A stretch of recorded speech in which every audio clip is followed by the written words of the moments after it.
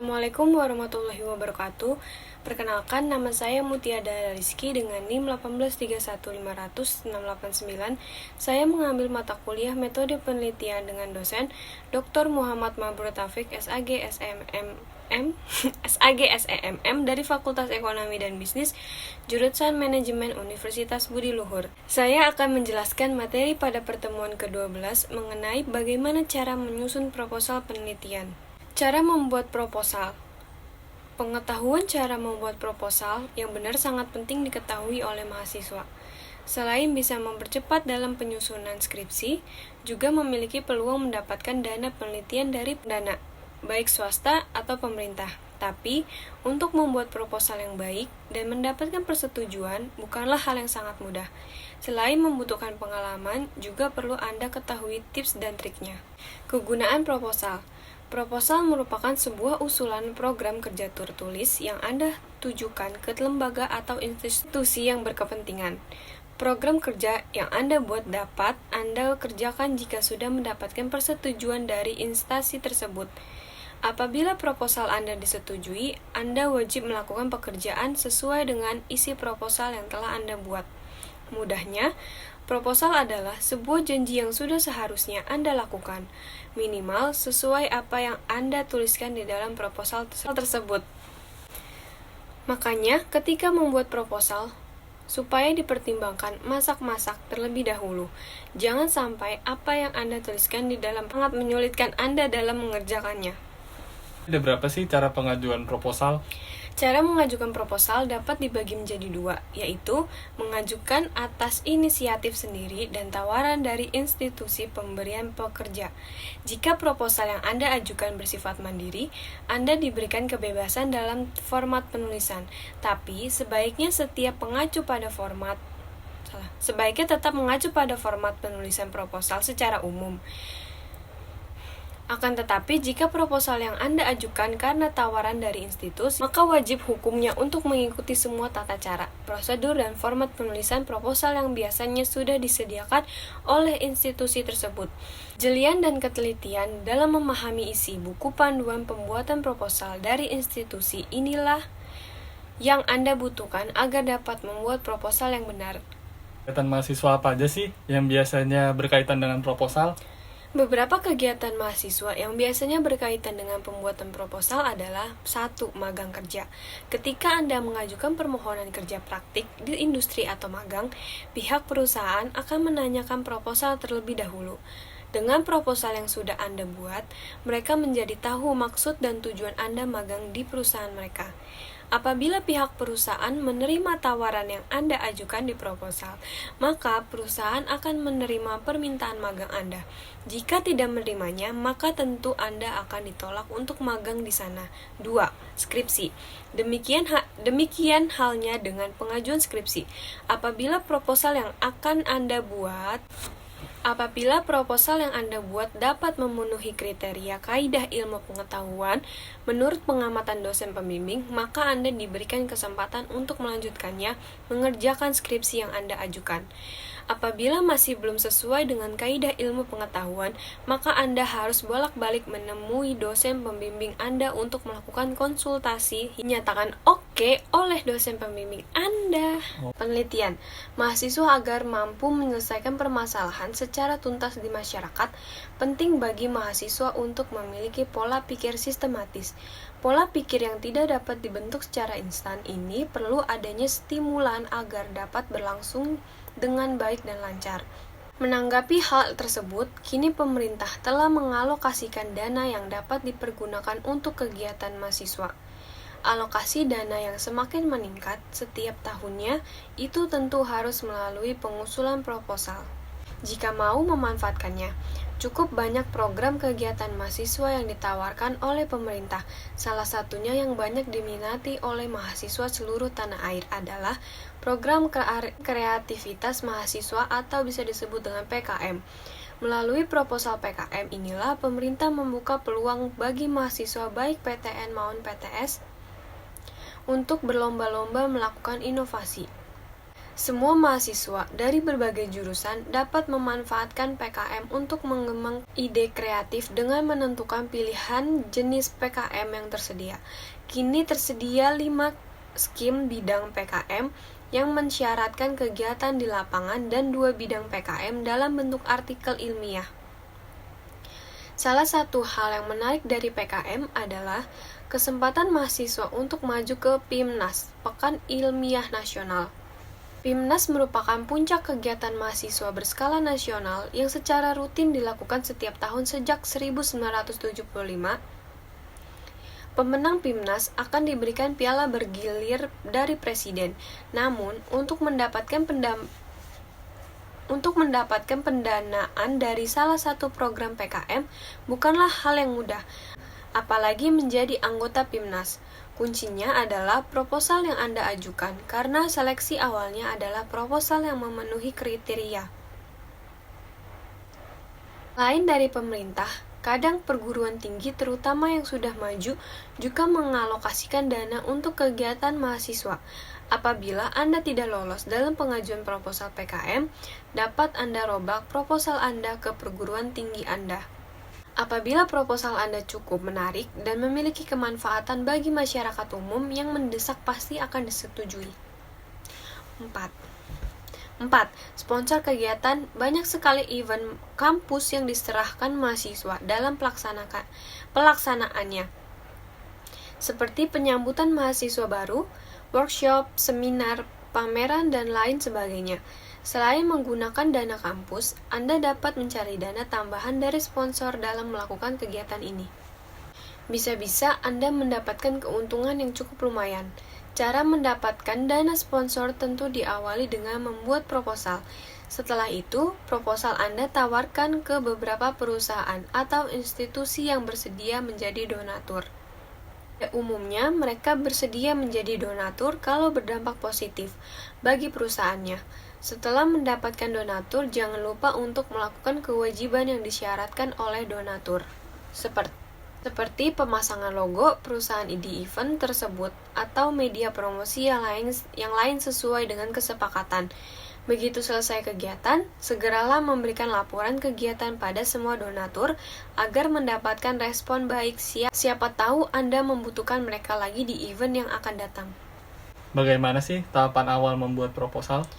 Pada dasarnya, proposal merupakan uraian tentang rencana kegiatan yang akan Anda lakukan. Selain dapat dipahami oleh semua anggota tim pelaksana, proposal juga harus dapat dipahami dengan baik oleh reviewer. Proposal adalah seseorang yang ditugasi untuk menyeleksi proposal.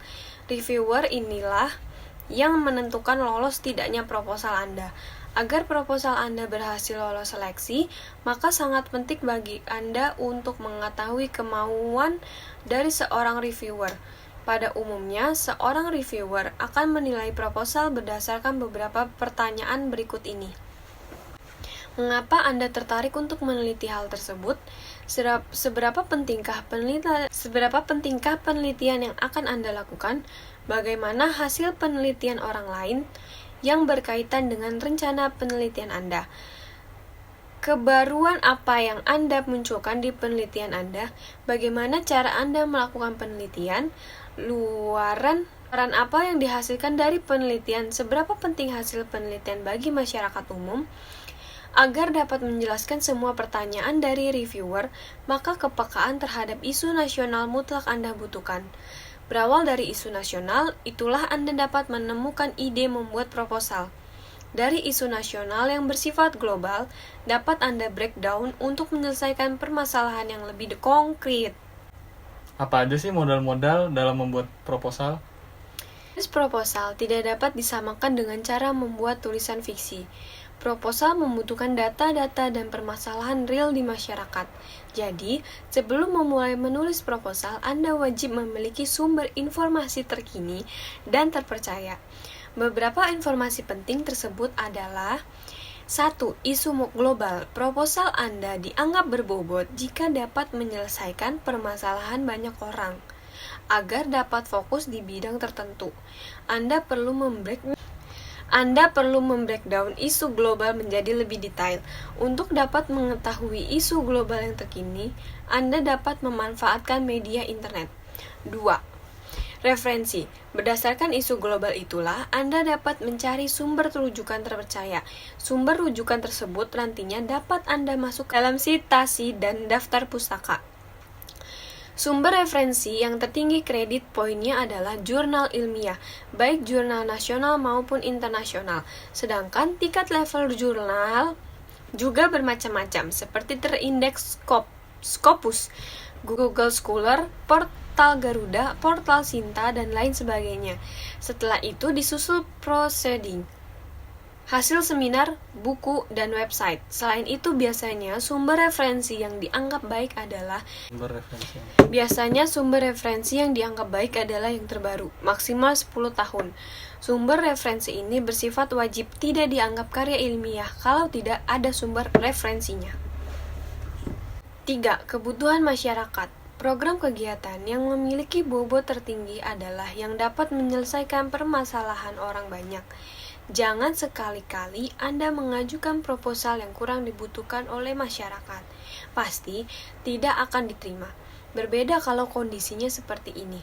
Saat ini memang belum begitu banyak yang membutuhkan, namun untuk masa yang akan datang menjadi rebutan karena keterbatasan dana dari pemerintah untuk alokasi dana penelitian inilah, maka untuk sekarang ini proposal penelitian diprioritaskan yang memiliki aspek fungsi di masyarakat. Berbeda dengan di negara-negara maju, mereka lebih mengutamakan inovasi daripada aspek manfaat untuk saat ini. Bisa saja untuk saat ini kurang bermanfaat atau belum diketahui manfaatnya. Namun, dengan berkembangnya iptek yang semakin canggih diprediksi akan sangat berguna untuk masa mendatang. Ide unik dan dapat menjawab permasalahan global adalah kunci lolosnya proposal Anda. Jangan sekali-sekali Anda membuat proposal yang sudah dilakukan oleh orang lain. Selain membuang-buang waktu, juga sudah dapat dipastikan tidak akan diloloskan oleh reviewer. Lalu bagaimana sih prosedur membuat proposal? Untuk bisa membuat proposal yang baik dan benar, dapat Anda lakukan sebagai berikut. 1. Membuat kerangka proposal. Seperti yang disebutkan di atas, bahwa proposal penelitian merupakan hasil pemikiran yang sistematis dan terstruktur. Sehingga dalam proses penyusunan tidak dapat Anda lakukan dengan asal-asalan, tanpa memperhitungkan berbagai hal terkait. 2. Membuat draft proposal. Setelah kerangka proposal sudah Anda buat, Anda dapat menuangkan ke format penulisan proposal menurut di buku panduan. Uraikan isi proposal secara urut, detail, dan berbobot. Gunakan bahasa yang simpel dan tidak bertele-tele. 3.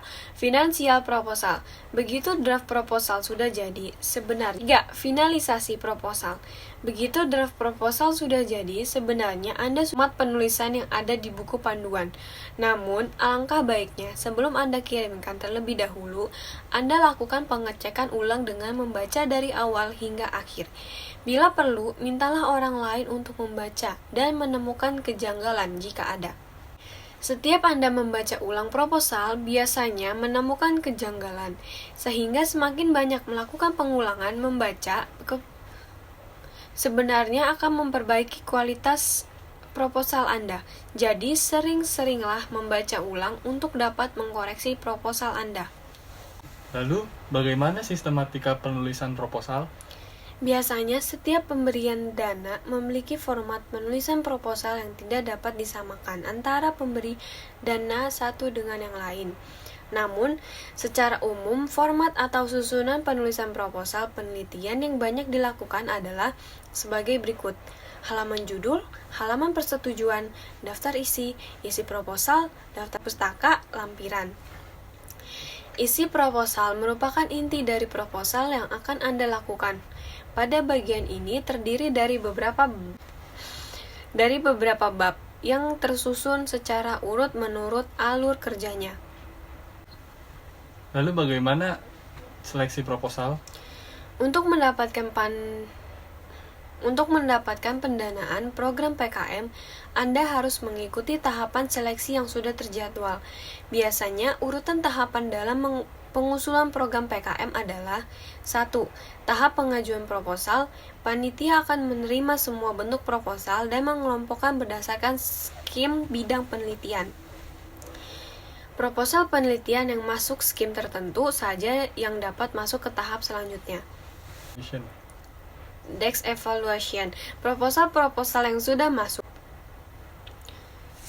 Proposal-proposal yang sudah masuk mulai dilakukan seleksi terkait dengan pengecekan tulisan terkait dengan format penulisan, ukuran dan berat kertas, warna sampul, jenis teks dan ukuran font, dan lain sebagainya, hingga pada daftar pustaka dan lampiran jika menggunakan. Selain daripada itu, juga harus mengetahui dosen pembimbing, ketua jurusan, atau dekan dalam pembentukan tanda tangan dan cap atau stempel basah. Apabila tidak memenuhi kesemuanya format yang ada di panduan, maka proposal Anda tidak dapat melanjutkan ke tahap selanjutnya. 3. Tahap paparan. Setelah proposal Anda lolos desk evaluasi, tahap selanjutnya adalah pemaparan di depan reviewer untuk dilakukan penilaian secara substansi. Pada tahap ini, Anda perlu mempersiapkan mental, karena Anda pasti akan ditanya terkait isi proposal yang Anda buat. Mudahnya, tahap ini adalah pertanggungjawaban Anda terhadap proposal yang sudah Anda buat. Jika Anda mampu mempertanggungjawabkan di depan reviewer, maka Anda akan mendapatkan nilai baik. Namun, jika ternyata Anda tidak dapat mempertahankan pendapat Anda, maka sudah pasti proposal Anda bakal ditolak. 4. Tahap penentuan lolos proposal berdasarkan dari tahap paparan. Bagi yang sudah dinilai paparannya oleh reviewer, akan dilakukan seleksi prioritas dalam penentuan pendanaan. Demikianlah cara membuat proposal penelitian bagi mahasiswa, terutama proposal untuk PKM. Semoga dengan membaca tulisan ini dapat menambah wawasan mahasiswa dalam membuat proposal yang berkualitas. Selamat berinovasi. Sekian penjelasan dari saya, kurang lebihnya mohon maaf. Wassalamualaikum warahmatullahi wabarakatuh.